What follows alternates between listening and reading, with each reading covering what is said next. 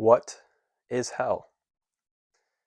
I heard a quote, I know not from whom, but that went something like this. Hell is when you realize all that you could be, and you realize how far away you are from that. And to me, I see more than ever how truly this is hell, and how truly the most stressed out people are the people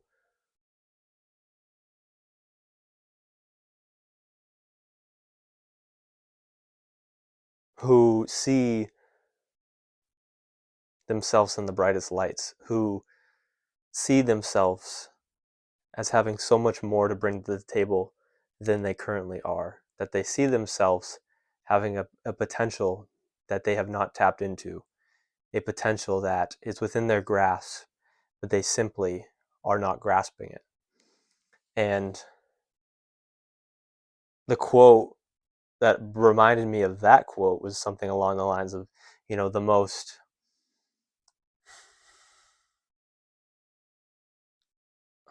is wasn't passionate, but it was like the people striving for the most are the most stressed out people because they know all that they could be. They realize, that is hell. And that is why we need to, that to me, that is the worst thing that I've ever experienced. And I still experience it day in and day out because it's not a place that you get to where you've unlocked your potential. You do not unlock your potential. You just get closer to doing so. And that is the journey to unlocking your potential. And you could have a year of making the right choices, the right decisions, and then, one day you mess up, you're in hell because you'll spend countless hours regretting it and being ashamed for falling and failing. And in those moments, we need to do what Marcus Aurelius tells us to do, and that is to celebrate behaving like a human being because you will fall, especially aiming for such a high, lofty goal as becoming the best version of yourself in every endeavor, in every avenue, in every aspect of life. You will fall, and you need to celebrate behaving like a human. But that does not mean that you should not be strict with yourself and tolerant with others, as Marcus Aurelius says. But we truly do need to be strict with ourselves because the second you start getting into the philosophy of, going easier on yourself and being more forgiving of yourself and your faults and this, that, and the other, I think you get into a bad place. At least I do, of letting it slide that much more. I really wish people would hold me accountable, but I truly have nobody in my life to hold me accountable. Nobody has higher standards for me than I do. And I I wish I had someone because at every turn when I fall, it's never it's never met with, come on, get back up. Get back on the path. It's met with in all good intentions, all pure heartedness, but it's met with, okay, it's okay. Lie down, take a break. But that is not what I want. That is not what I believe that I need so often. I think there is a time and a place for that, but so often not when it is given to me. And nobody, I think it's a good thing too that my standards for myself are higher than anyone else's standards for me. You want to have the highest standards of yourself. And when you can do this, then I think Seneca says, this is when you can truly care not for the opinions of others and only for your conscience, because your conscience turns into your judge, your standards, and it holds you to a higher standard than anybody else. So if somebody is approving of your actions, if someone is disapproving of your actions, it really doesn't matter because their standards are so much lower than your standards. and they may only be approving of it because they're at a level so low that they meet your height. If that makes any sense to you, you know how on a horseshoe, the people, um, I don't know how to articulate this very well, but how, when you go out to the horseshoe, the both extremes are in the same position. One's all the extreme on this side, one's the extreme on this side, but they're both in the same position on the extreme, just in different, varying in degrees. And I think that can be the same way with approval sometimes. You do something so loftily, and it is disapproved by people who are striving very high, just because they're not striving as high as you, but it's approved of people who are striving very low, just because they're not striving at all. And that's, I guess, trivial, really. It's actually trivial. Um, Sorry for bringing it up. But the point that you hold yourself to the highest standards, and you should just care about your own conscience. Because hell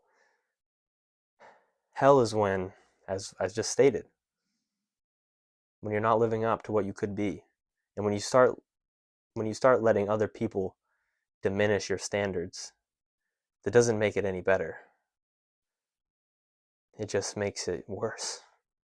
And never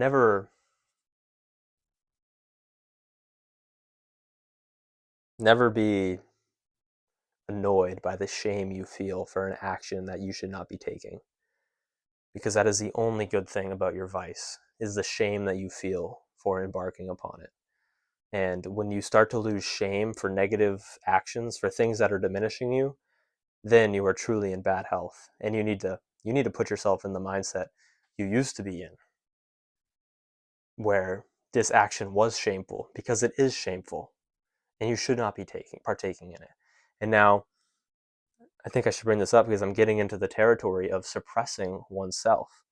And that's, the shadow, or shadow side. Carl Jung talks about the shadow. I have Carl Jung books down there, which I haven't read. I read one of them, half of it, a quarter. But I've watched a lot about Carl Jung, and I know a lot about the shadow and things that he's taught. I've watched a lot of YouTube videos. I should read his books, though. But I know we're getting into a slippery slope of suppressing oneself, which I do not. Well, maybe I do. But I think it's not just about, because I hear a lot talking about the integration of the shadow. And I don't really agree with the integration of the shadow, but I agree with the awareness of the shadow, and the awareness that you have the potential to do these things.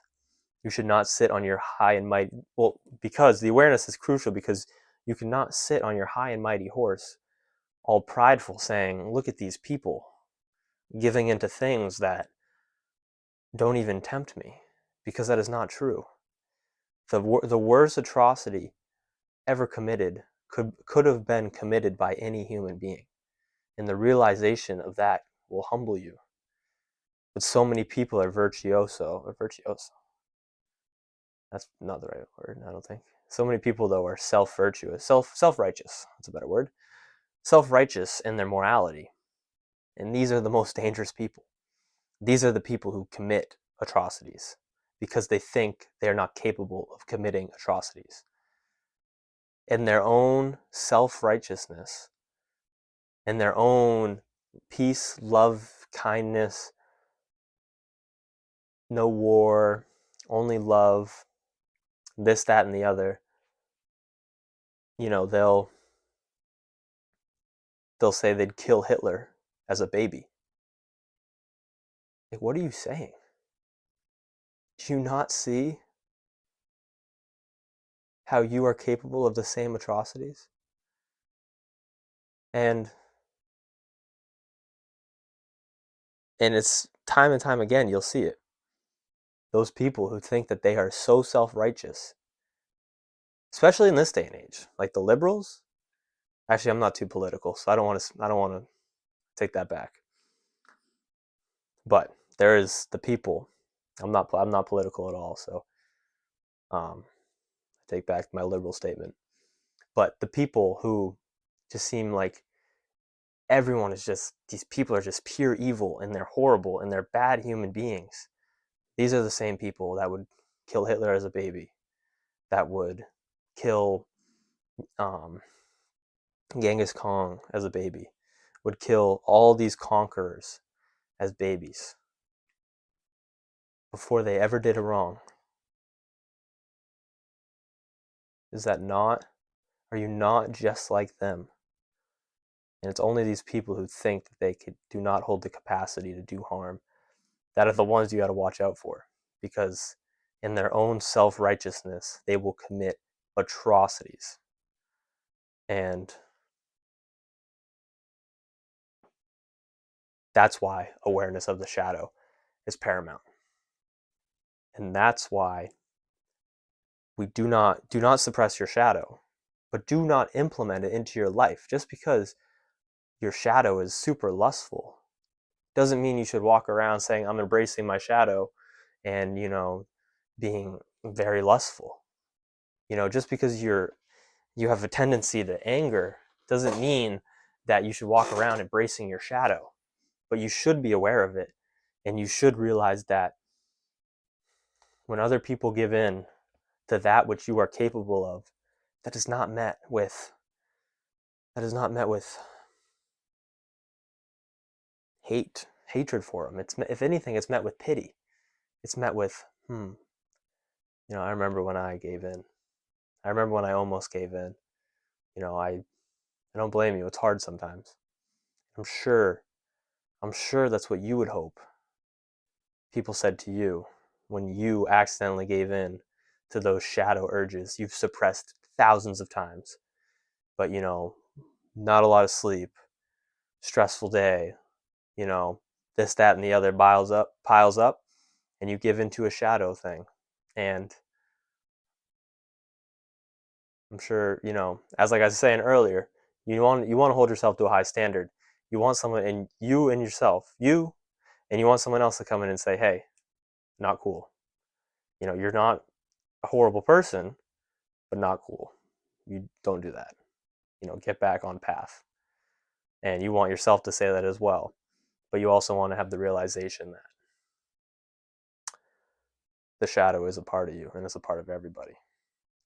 So hold yourself to high standards, but also understand your potential for failure, your potential to fall as others have fallen. And yeah, but that is hell. That is hell, I believe. And that's why we need to strive to become the best versions of ourselves and not allow people to talk us out of our high standards. Because once you start falling down that trap, you'll be scared of every mirror you see.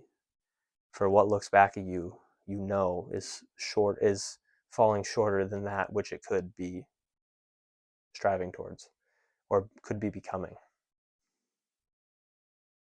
And David Goggins has the famous, I guess, saying when he's talking about um, how he feared, or what his biggest fear is one day he'd step before God and he'd tell him that he was a Navy SEAL and a motivational speaker and two-time best-selling book author and um, helped millions of people and this, that, and the other, and broken world records. And he would sit there and say to God, "That is not me. You got the wrong guy. I was an exterminator," because he was an exterminator. "I was an exterminator for 40 years. I never broke any pull-up records. I was 300 pounds. I was obese. I was overweight. I didn't do any of these things." And he, God looks and says to David, he says, "That was who you were supposed to be." Is that not hell? Is that not God sentencing you to hell right then and there? And is that not what we can go through here on earth when you yourself can do it in your own mind and realize that I could be this, but I am that? And We all could be better. We all could do more. So you need to realize each and every one of us is not in a position where we are peak 100%, and we never will be. But you need to have the realization that as long as you are doing the most you can to move in that direction, that is what matters. That is unlocking your potential. That is being the best version of yourself.